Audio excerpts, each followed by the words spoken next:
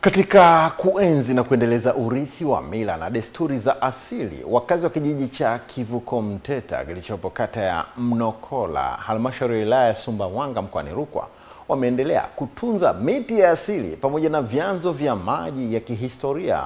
Hii ni taarifa nzuri sana ya Amos Wilson kutoka Rukwa. Ngumza na EATV, wakazi wa kijiji hicho wamesema kuwa utunzaji wa mazingira ni sehemu ya utamaduni wao wa muda mrefu, huku wakieleza kuwa baadhi ya miti iliyopo katika maeneo hayo imekuwepo kwa zaidi ya miaka 100 tangu enzi za mababu na imekuwa ikitumika katika shughuli mbalimbali za kijadi na kijamii. Mti huu hata mimi nimezaliwa tarehe 12 mwezi wa 4 1960 niliukuta, nikakuwa na uona. Nimesoma shule, nimemaliza, nimeuacha mpaka sasa hivi tunao mti, ndio tunafanya mikutano ya hadhara hapa. Ikifika kiangazi mti huu huwa unaondoa majani. Alafu maelekeo ya kuja mvua mti unaota majani. Ushaota majani tunajua kwamba mvua inakuja. Wananchi hao wameeleza kuwa mbali na umuhimu wa mazingira, kijiji cha Kivuko Mteta kina hazina kubwa ya historia ikiwemo mto Nyinaruzi unaotambulika kwa matumizi ya jadi na maisha ya vizazi vingi vilivyopita. Toka mwaka 1902 kwa historia ya babu yangu kabla hajaenda Tanga kwenye mikonge, alinieleza kwamba mazingira haya walikuwa kitambikia, walikuwa wakitambika mizimu, na wanapotambika ndipo samaki wanapotoka wengi zaidi maeneo haya.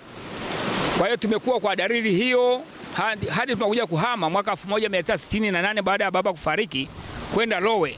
Mazingira haya yalikuwa naenziwa na tamaduni zote zilifuatwa. Eneo hili linahusishwa na uwepo wa mizimu. Una ufahamu gani kuhusiana na hili? Hili kabisa, uwepo wa mizimu ipo kabisa, na kwa matambio yalikuwa yanafanyika hapa.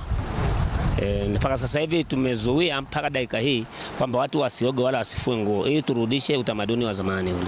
Maeneo yote haya akina mama alikuwa anakaa na baba na wifi yangu Luciana na kaka yangu, ndiye alikuwa anatega samaki humu inaleta tunakula. Baba nashukuru sana kunileta huku mto wetu, nimekumbuka ndio kwetu, ndio chimbuko letu.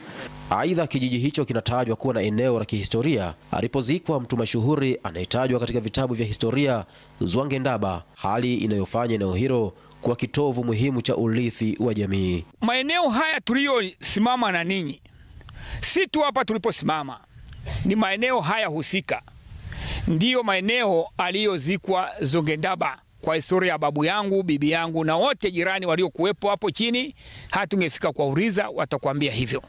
Kwa hiyo Zwangendaba alizikwa katika kwenye maeneo ya babu yangu ambaye ni mzee Primo Stilamba Kauya. Wakati tukirima tulikuwa tunakuta minyororo, tunakuta mikuki. Historia hiyo hata kama ungeshuka hapo watakueleza hivyo. Wakazi wa Kivuko Mteta wanasema kuwa juhudi za kuhifadhi maeneo hayo zimerithishwa kizazi hadi kizazi, zikianzia kwa wasisi wa kijiji hicho akiwemo marehemu mzee Jeras Boimanda aliyefariki dunia mwaka 1968, ambaye mchango wake katika kulinda mila, desturi na mazingira bado unatambulika hadi leo. Amos Wilson, EATV, Rukwa.